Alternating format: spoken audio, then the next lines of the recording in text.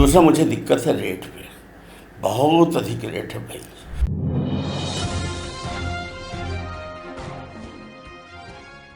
नमस्कार, मैं हूं रविंद्र जैन और आप देखना शुरू कर चुके हैं सबकी खबर। इस समय मध्य प्रदेश में ट्रांसफ़र का सीज़न चल रहा है।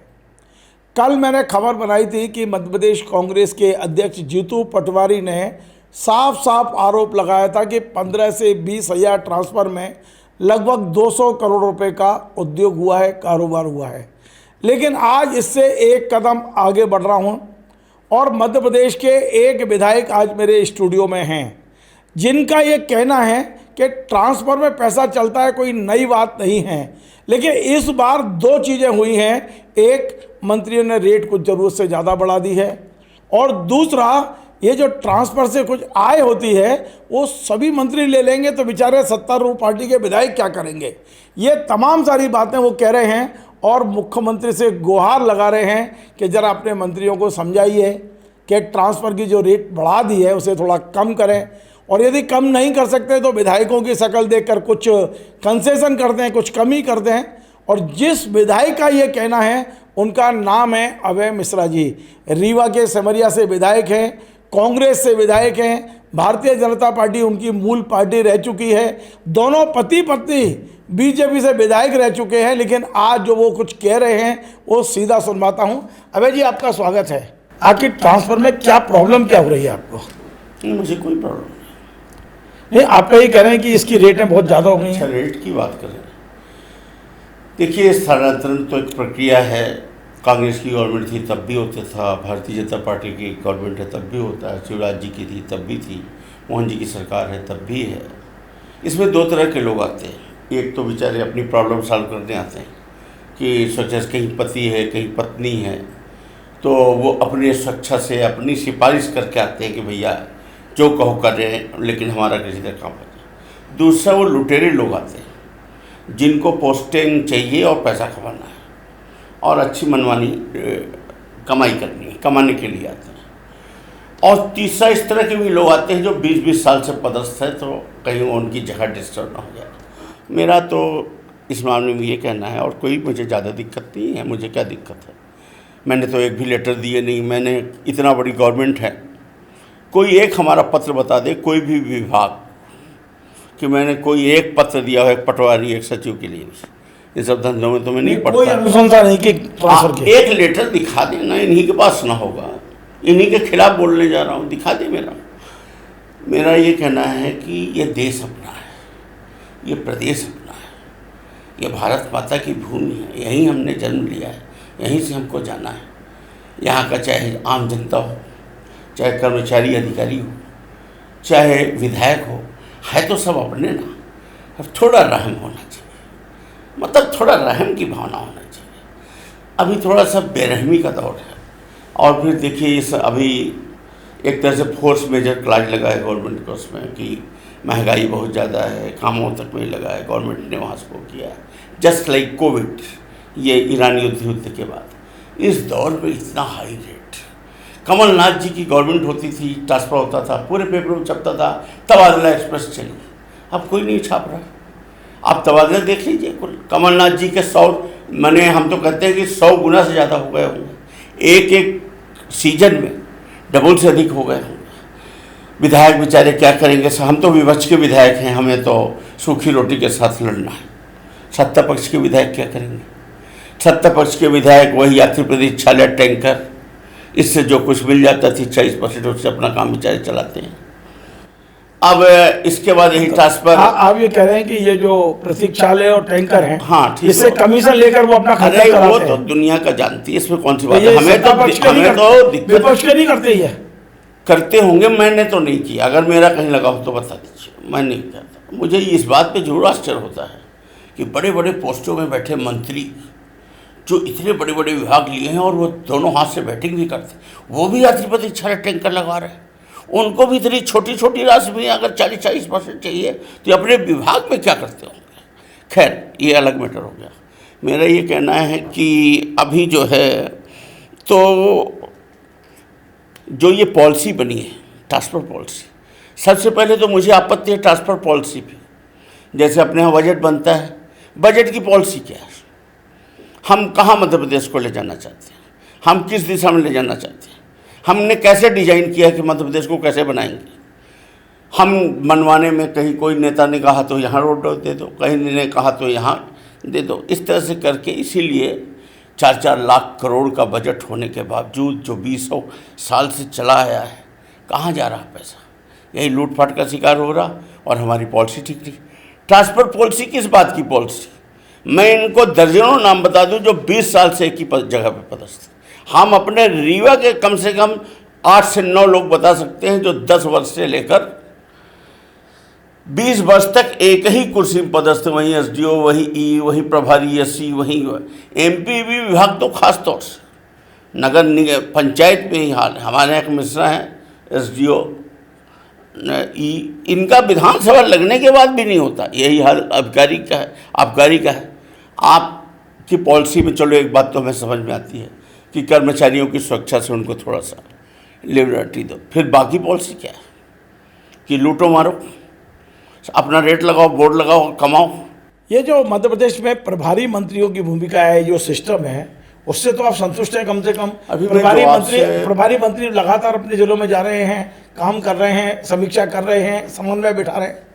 अभी मैं जो आपसे बात कर रहा था वो प्रदेश स्तर की बात कर रहा था, मंत्रियों की बात कर रहा था। रही बात जिलों में प्रभारी मंत्रियों की, तो बड़ा बुरा हाल है। कोई प्रभारी मंत्री कहीं नहीं जा रहा, कुछ नहीं कर रहा, न उसको कोई लेना देना है।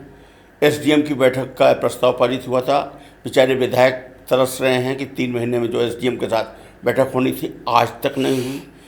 विधानसभा में परामर्शदात्री समितियों की कोई बैठक नहीं होती है, यहाँ तक कि योजना समिति का आज तक गठन नहीं किया गया, जिससे काम। अब इससे आप असलियत समझ लीजिए। अब रही बात ट्रांसपोर्ट उद्योग की, तो ये जो अभी हमने बातें की ये तो प्रदेश की। अभी जिले का टर्नओवर अलग है, वो तो प्रभारी मंत्री को दुकान अलग है, वो अलग है। आप तो कह रहे प्रभारी मंत्री जाते ही नहीं है, और दूसरी ओर आप यहाँ उसके लिए सब हो जाता है ना भाई, जो ज़रूरतमंद लोग हैं, जो एजेंट है, वो अपना काम कर लेते हैं और यहाँ आके करवा लेते हैं। मतलब वो काम के लिए जाने की जरूरत नहीं। मध्य प्रदेश के मंत्री अपने विभागों में भी लूट मचाई हुए हैं और प्रभार के जिलों में भी मचाई हुए हैं। एकदम मचा रखा। आप चाहते क्या? मैं ये चाहता हूँ, क्या भ्रष्टाचार खत्म हो सकता है? नहीं, मैं ये चाहता हूँ कि भ्रष्टाचार तो खत्म नहीं हो सकता, ये करेंगे। इनकी कहीं ना कहीं बेस पे एक पॉलिसी होनी चाहिए कि हम 3 वर्ष से अधिक के आदमी को नहीं रखेंगे या 5 वर्ष से अधिक के आदमी को नहीं रखेंगे। गवर्नमेंट इसी बात के लिए बनाई और बदली जाती है कि कॉकस नहीं बने, नहीं तो राजतंत्र और प्रजातंत्र में अंतर क्या रह जाएगा। एक ही आदमी अगर 20 साल से एक ही अधिकारी, वही बाबू, वही कर्मचारी, और वही जनता चीख रही है, वो इसी बात के लिए बार बार वोट दे रही है कि इस बार वोट देंगे, नया परिवर्तन करेंगे, तो नीचे तक परिवर्तन उतरेगा। वो कोई परिवर्तन उतर नहीं रहा। तो पॉलिसी पे एक तो मुझे दिक्कत है, दूसरा मुझे दिक्कत है रेट पे।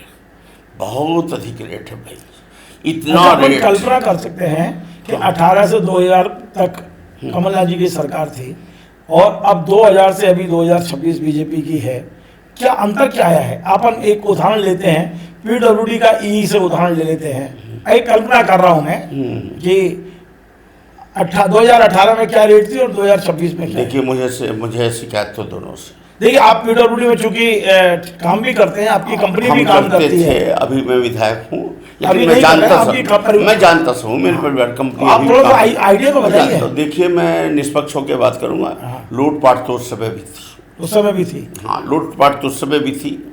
मैं उस समय विधायक नहीं था, मैं डायरेक्टली कंस्ट्रक्शन डील करता था, तो मैंने देखा है लूटपाट उस समय भी थी। कमलनाथ जी का कोई रोल नहीं था, लेकिन नीचे यही हाल था जैसा अभी है। मैं ये चाह रहा हूँ कि लूट बढ़ गई है कि कम हुई है? समय के साथ लूट बढ़ गई है और बढ़ गई है। जैसे अभी क्या है कि आप ये समझिए कि एक विभाग में जैसे 795 करोड़ का बजट डाल दिया। या सेटलमेंट का मतलब ये होता है कि जैसे हमने कहीं कोई काम लिया, छोड़ दिया, अब हमने क्लेम कर रखा है, लेटरबाजी कर रहे हैं, कोई काम नहीं हमारे पास, सेटलमेंट हो जाए। और इसके बाद लेकिन आज तक मध्य प्रदेश के इतिहास में ये कभी हुआ नहीं, कैट सेट तक से नहीं हुआ। NHAI बस में ये है प्रोविजन, तो वो बड़ा टिपिकल है। अपने 800 करोड़ बांटे ले रहे हैं, चिट्ठी पत्री में बैठ के आ जा बांट ले रहे हैं। मैंने देख के आश्चर्य हो रहा है, उस 800 करोड़ में कम से कम भाजपा के विधायकों को एक रोड 5-5 करोड़ की दे दो ना। वो 1 करोड़ के लिए तरस रहे। खैर छोड़िए, अभी हम ट्रांसफर की बात कर रहे हैं। आप रेट पे आ रहे थे। बहुत महंगा, एक एक ई की पोस्टिंग 40 लाख से स्टार्ट है। ई की पोस्टिंग 40 लाख से स्टार्ट है। आपके नगरीय निकाय में 7 लाख से सीएमओ की पोस्टिंग स्टार्ट है। तब कितनी थी कमलनाथ जी के समय? मुझे उस समय का ट्रांसफर का रेट नहीं मालूम। एक चीज़ जरूर मालूम है मुझे कि भारतीय जनता पार्टी की सरकार में टेंडर उंडर में पैसे नहीं लगे, नहीं लगते कि ये मंजूर कराई ये वो उल्टा सीधा। वहाँ पर वो भी खुल गया था, ये बात जरूर है। ट्रांसफर ना मैं उस समय गया कभी किसी का कराने, टेंडर में भी पैसे लगते थे। हाँ, मैंने जो देखा था, तो मैंने वहाँ पर ट्रांसफ़र का मुझे उस समय का आइडिया नहीं, पर यह तो मालूम था कि दुकानें खुली थी। पर हमें आज भारतीय जनता पार्टी को लोग दूसरी नज़रों से देखते कि स्वच्छता की हो गई, कोई भारतीय जनता पार्टी का कोई हमारा विभाग प्रचारक आता है, कोई वैसे आते तो लगता है ये लहसुन प्याज नहीं खाते होंगे, ये वो नहीं। भाई आपका अंतर क्या है? आपने उनका दोगुना रेट कर दिया और बढ़ा दिया। 40 लाख से ई की पोस्टिंग होगी, सीएमओ 7-7 लाख से होंगे। और विभाग आपको बता रहा हूँ, विभाग वाइज पंचायतों में सचिव सरपंच से लेकर के आप 5वां वित्त 15वां वित्त देख लीजिए। इन लोगों के संरक्षण में एक सरपंच ने एक हैंडपंप नहीं लगाया, मैं एक पाइप नहीं डाली कि अगर पानी जनता मर रही है तो उसको एक पाइप डाल दें, जबकि उसमें लिखा है स्वच्छता एवं पेयजल। केवल स्वच्छता में क्या किया, एक बाल्टी टगा दी।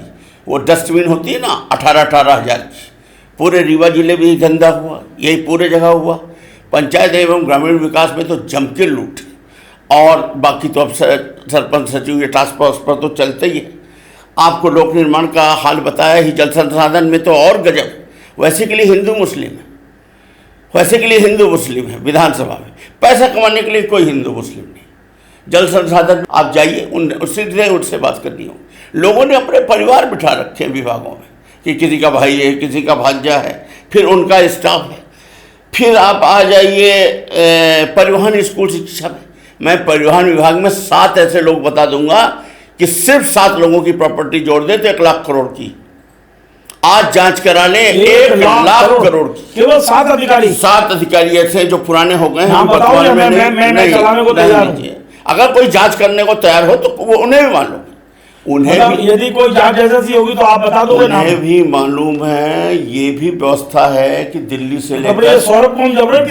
से लेकर एमपी और एमपी से लेकर नीचे पगड़ी और किराए का सिस्टम चलता है कि पगड़ी बोलो और इसके बाद किराया फिक्स करो हर महीने का। ये सब चीज़ें चलता है, उसका एक हिस्सा है परिवहन विभाग। आमतौर पर लोग ये जानते हैं कि परिवहन विभाग का मंत्री से कोई लेना देना नहीं होता, लेकिन मैं प्रूव कर दूंगा कि 10 करोड़ रुपए महीना अलग से है। ये सब चीज़ें चली रही हैं। खाद्य नागरिक आपूर्ति में तो आप पूछो ही नहीं।